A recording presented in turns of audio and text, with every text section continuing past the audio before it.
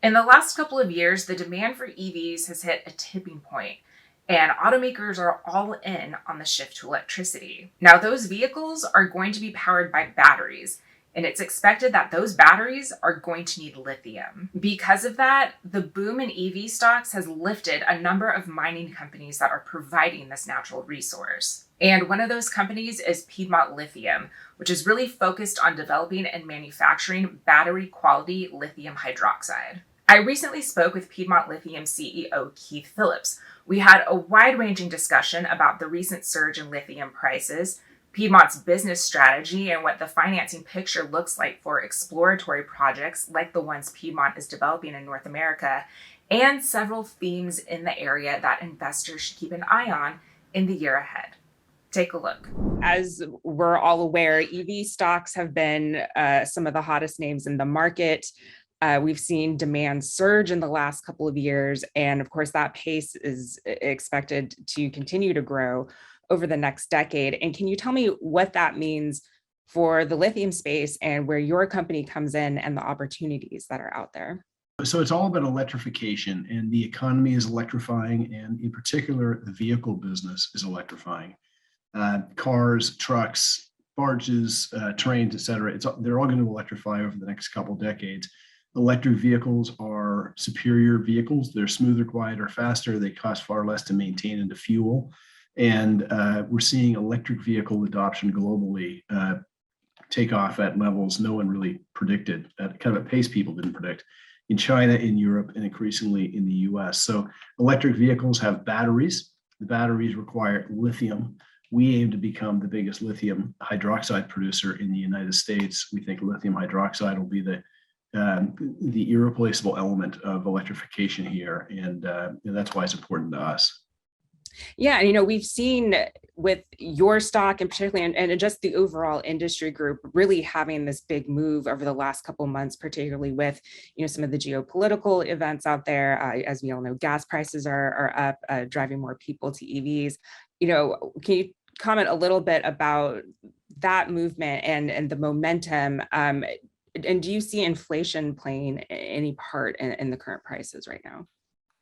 Yeah, it's interesting. There's inflation everywhere in the economy. There's certainly inflation in the industrial economy as well. So if you're building a big project like we are, and we updated our economic studies in December, so we captured a lot of that inflation, and it was quite dramatic. And it's reflected in our numbers. Some of our peers and others who have done studies in the past probably have outdated capital numbers.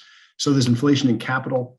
There's inflation in operating costs. Lithium prices are up. That will have some impact on battery costs and thus EV costs. On the other hand, as you pointed out, gasoline cars, internal combustion cars, the operating costs are up pretty dramatically with gasoline prices up. I know my wife drives a gasoline car, and it's expensive to fill up. So it's hard to know how that all shakes out in terms of favoring electrification versus internal combustion cars. But fundamentally, there's just a shift underway.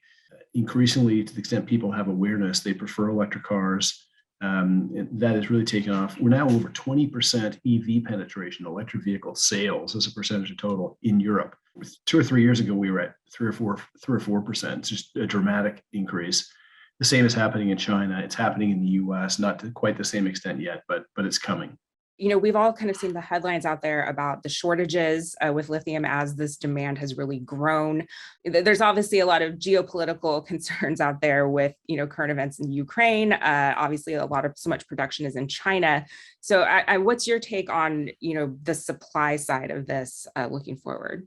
Well, it's a good point. It's two points, really. So what's happening in Ukraine now and the spillover impact, say, to Western Europe, where Western Europe is so reliant on gas from Russia, makes it a big challenge when you're trying to deal with, Russia being aggressive in Ukraine, the Western Europeans trying to sort of help Ukraine push back on the one hand. On the other hand, they need gas from Russia. You think about moving over to lithium, 83% of the lithium hydroxide in the world that we plan to produce, 83% is produced in China. If there were a similar situation involving China and, say, Taiwan, and the US or the West wanted to kind of support Taiwan, that could be a problem if China decided not to allow deliveries of lithium outside of their borders. So it's really important for us to develop our own supply chain. So that's item number one. In terms of supply and demand, I mean, fundamentally, electric vehicle demand is growing far more quickly than people expected. I do believe we'll be at 100% electrification, 100% electric cars by, say, 2040, maybe earlier. Demand will be there at least, but supply will take a long time to come online. It takes a decade or so to develop a natural resources project like a lithium project. These are quarries, so mines, where you take rock out of the ground, you upgrade it through a concentrate process, you then convert it into lithium chemicals. But it takes a couple of years to build a car plant, it takes a couple of years to build a battery plant, but it takes a decade to build the lithium project. So that's going to be an issue, I think, for 10 or 15 more years, where shortages will be amplified, and I think we'll have stronger and stronger pricing for lithium products.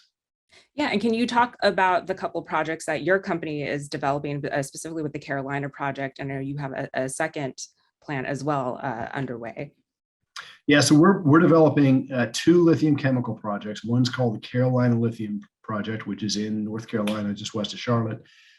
All the lithium in the world came from this region from the 1950s to the 1980s. Kind of a fun fact. It's a prolific mineral belt. So we're developing a project there, and it's integrated. So we'll have the quarry, the upgrading plant, the concentrate plant, and the lithium chemical plant all on one site.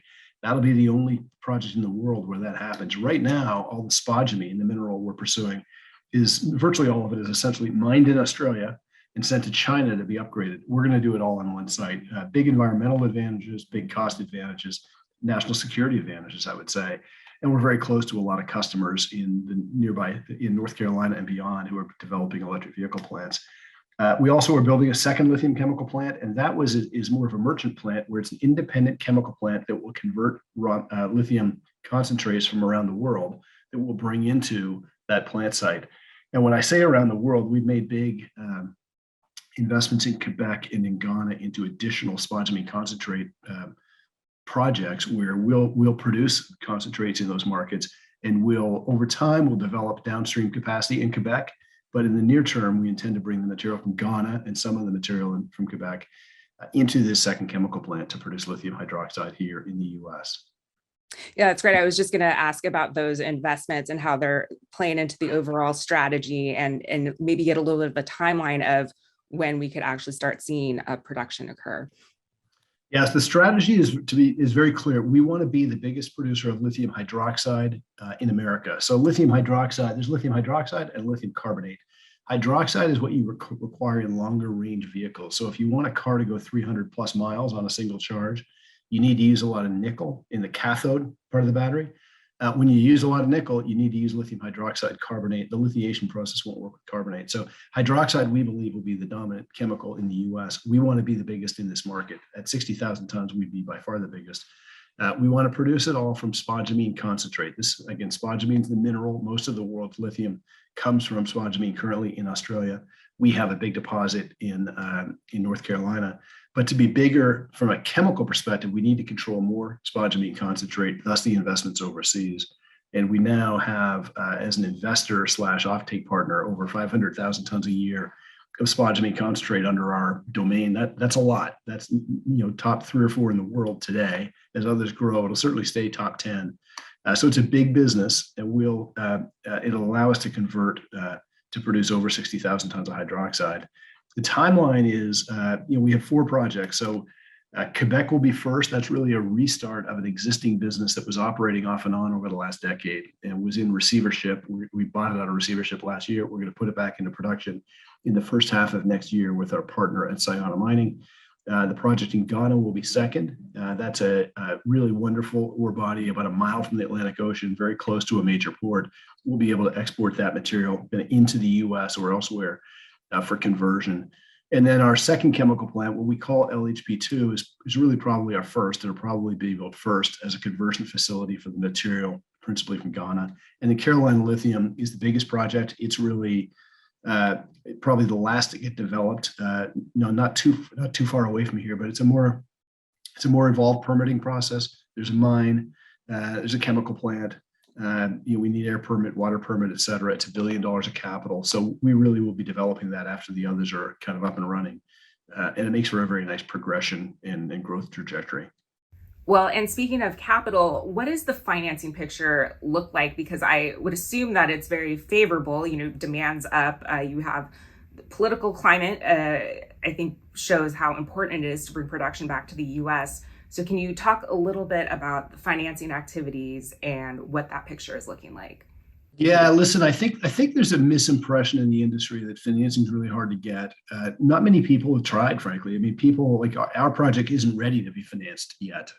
Carolina Lithium, we need $1 billion for that, but we're not permitted yet. We won't need that $1 billion for some time. LHP2, we're not permitted yet. That's $600 million.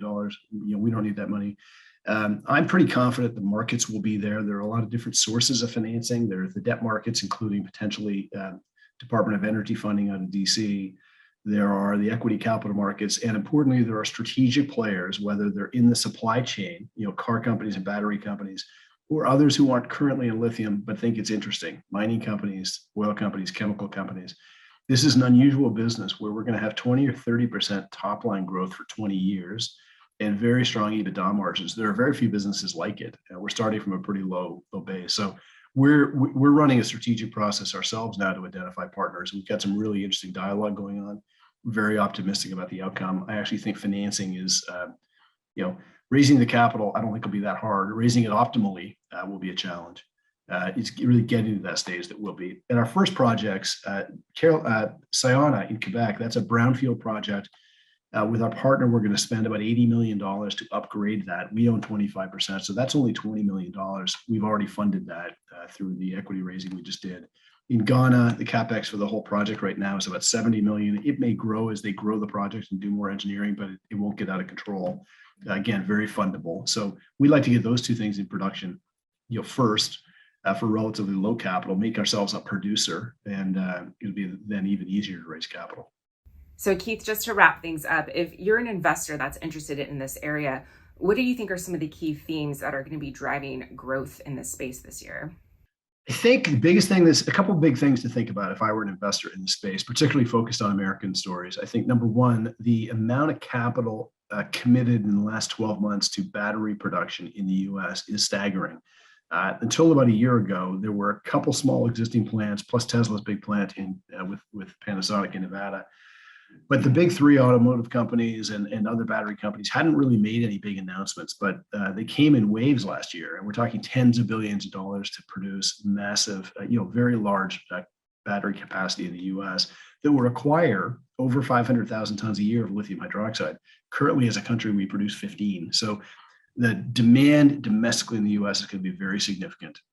And the number of people who I think really realistically are pursuing a lithium hydroxide strategy in the US is really small. So that's a big opportunity for us. So I think demand is going to be dramatic. Supply will struggle to keep up. Prices should remain strong. The other thing I would urge people to do is really, to the extent they have the ability to do the research, really get a sense of what the raw material sources, different potential suppliers are counting on, and what the processes are. So we're going to use spodumene concentrate for all of our product.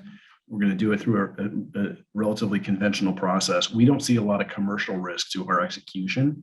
I think that's not true for everybody. There's no one else developing a spodumene project, no developers in the US other than us. People are using, other sorts of resources, which may or may not, which may work very well, but haven't really been proven commercially to date. So I think that's a challenge I think people should be more focused on. Hey everyone, thank you so much for watching. You can leave your feedback in the comment section below and hit the subscribe button to get more videos like this. We'll see you next time.